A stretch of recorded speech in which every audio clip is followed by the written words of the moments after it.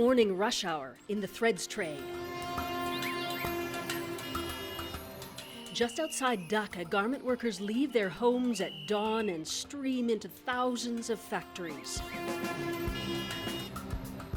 The hidden laborers who cut and sew and finish the shirts and pants we buy in cheaper priced Western shops.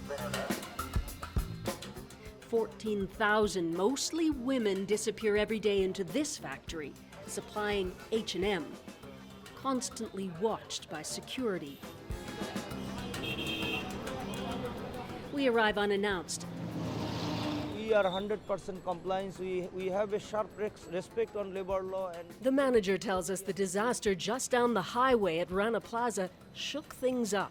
everything is going to change. You know, there is a revolutionary change. We have to think about safety. We have to give priority about safety. And the team are working on this. But when we ask to visit inside, he waffles. Come back another day. 5 days later, we're still unwelcome.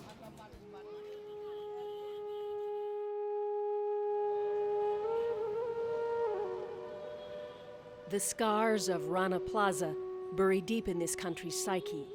The site where more than 1,100 people died is an empty, mournful place. Still, 6 weeks later, families search for their relatives. Bodies never recovered. Rana Plaza wasn't the first casualty in Bangladesh's garment industry. It wasn't deliberate, but it wasn't pure accident either. A fierce race to the top for cut-rate clothing set the pattern, weave in threads of corruption and greed, and this was the result. Rana Plaza collapsed after a powerful and politically connected businessman illegally piled on floors on a structure perilously weak already. Local authorities willfully ignored the building code. And management disregarded the warning signs, big cracks the day before. The next day, those who had no power or influence paid the heaviest price.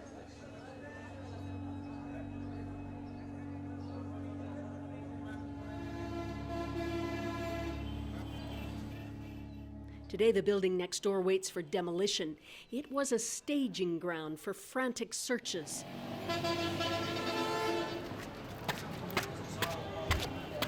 We climb up to the second floor where rescuers punched through walls, clawing their way into the carnage. When the bulldozers razed the Rana Plaza site, rubble was pushed into these hot and dusty rooms. It's eerily dark and haunting. Strewn everywhere, the remnants of 5 different factories spitting out cheap clothing. There are supply orders. And in one room, we find striking evidence of Canada's connection. A dusty pile of pants. Part of a shipment supposed to be on its way to Canada. Loblaw's brand, Joe Fresh. Loblaw was just one of many Western buyers here. We set out to find out who were the workers who made these pants and other clothes, and who shares the responsibility in the booming industry which props up Bangladesh. In a poor Dhaka suburb, one-room homes hide behind corrugated iron siding. Reena and Shuki both worked at Rana Plaza. Reena at New Wave Bottoms, finishing pants for Loblaw. Were you afraid to go back into the building when you knew there was a crack? We didn't want to go inside, but the supervisor came and said there is a shipment in a few days. We have to finish it. Otherwise, there won't be any salary this month. Reena needed her wage that month, $60. Shuki made even less. She had no choice but to go in that day. The supervisor and the line chief, they basically said it's only a crack. What's going to happen with a crack? We actually believed him. The building caved in seconds. With no time to escape, Rina was trapped under a cutting table. মানে অনেক ভয় পাইছিলাম আমি ঠিক আছে There wasn't any water. The air was thick, not enough oxygen. Rescuers could hear them screaming but couldn't get to them for a day, until young men used the table legs to poke holes in the ceiling. Remarkably, they were rescued. Are you girls going back to work in the garment industry? এছাড়া তো আমার কাছে সামনে I have a mother in the village, brothers and sisters. I have to go back to work to take care of the family. Rina, her parents, and Shuki now live in this one room. She was married 11 days earlier. Her husband died in the factory. She searched 2 weeks before she found his body.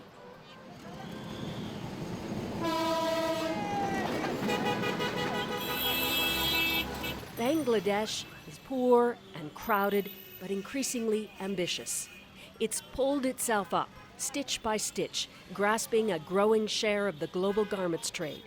People like Rina and Shuki needed jobs, and international buyers wanted cheap labor.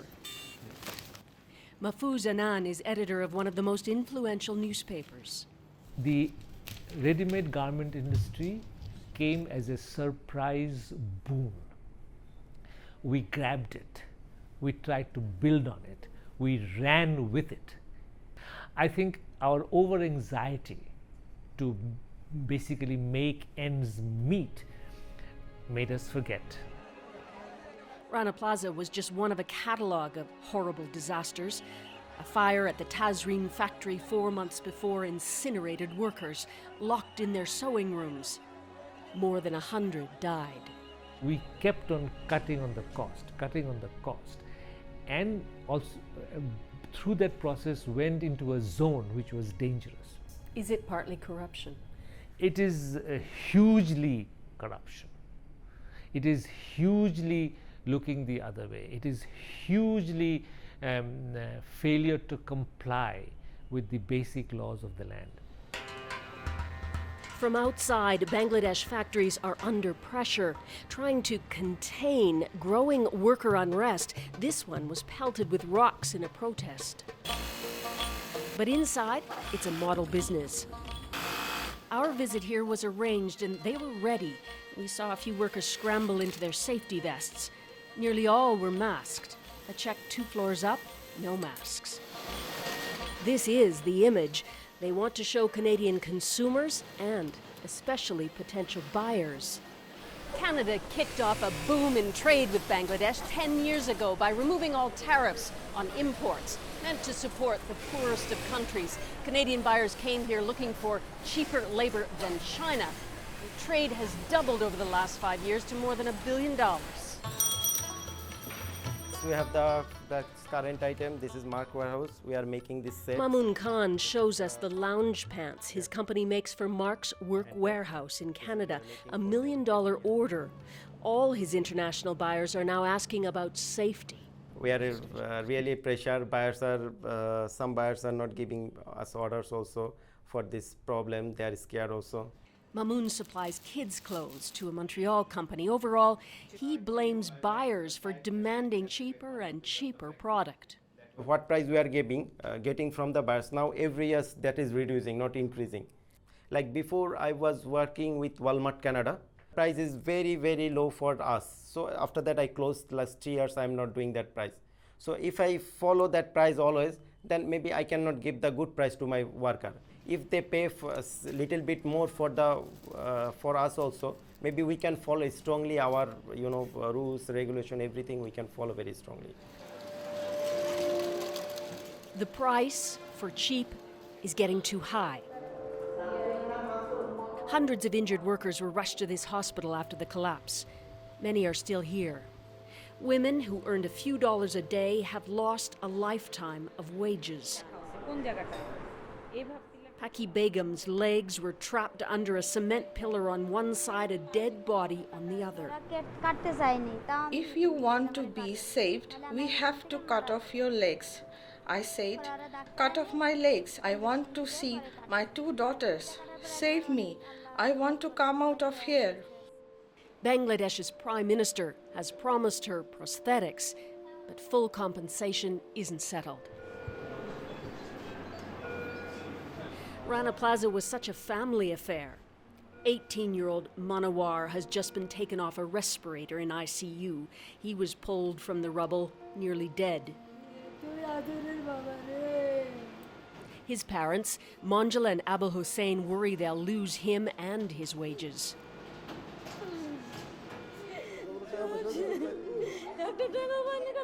In the waiting room, we find the boy's aunt. She'd worked overnight at Rana Plaza. She lost a brother and a son, Nazmul, 19.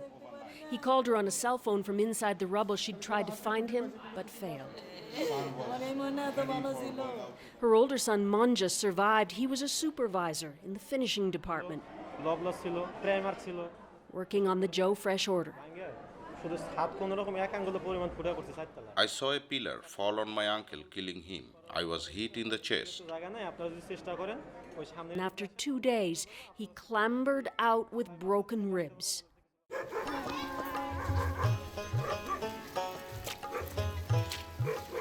Monja Mia is part of the huge scale of this disaster. He can't escape the films in his head of that day, the trauma. In his extended family, 8 worked at Rana Plaza. 4 died. He's just been paid an extra 3 months' wages. That's $200, with so many more to support. Like his wife, Shamula, and his newborn. I was thinking, if I lost my husband, who was going to take care of my child and me? She would have been at her job that day, but she was on maternity leave. Monja explains that order for Loblaw was 6 days away from shipping. Finishing it. There was pressure to finish and pack at any cost. Neither Monja or Shamula want to go back. There's hardly a family untouched in this suburb. It's not hard to see who wields the real power. The Garment Manufacturers Association towers over the tracks in central Dhaka. Atiq Islam is president of the BGMEA. What are you going to do? I'm saying that buyers also the responsibility, the owners also the responsibility, government has also the responsibility. This is not the game that to give a blame each other. This is the responsibility collectively. From now, he says, there will be random checks on factories. They've hired an extra 10 engineers. That's for over 3,000 factories. And everywhere, floors are being added. He also met with Loblaw. I'm saying to them, first of all, just please don't leave us, be with us. We want to do the business together. Have you seen any compensation from Loblaw to not the yet. injured and dead workers yet? Not yet. But let's see. I don't know. But they confirm that they will come back with a package. Loblaw was one of the first companies to openly express its deep concerns, to come here and sign on to a new Bangladesh Fire and Safety Code. This order of pants never got to Canada. Previous ones did. We asked Loblaw for an interview. It declined. So we followed the trail to Bangladesh's government, to the top political minister for textiles, Abdul Latif Siddiqui. You have a problem. Yes, we have a problem. What are you going to do, Minister? We are always trying to do betterment, but how? Without money. People tell me that the government and the factory owners are too close. No. That the politicians protect the business owners and turn a blind eye when they break the rules. Hear me. About me, as a textile minister, I never with them. The buyer of Canadian buying house, they are the main factor. We are trying to grown up. Bangladesh is straddling poverty and growth, a developing country trying to find its way. The garment industry promises riches at the top and a step up at the bottom. But look at what it's costing. Yes, I mean, we are shocked, but I will not totally eliminate the possibility that we may not learn from this shock.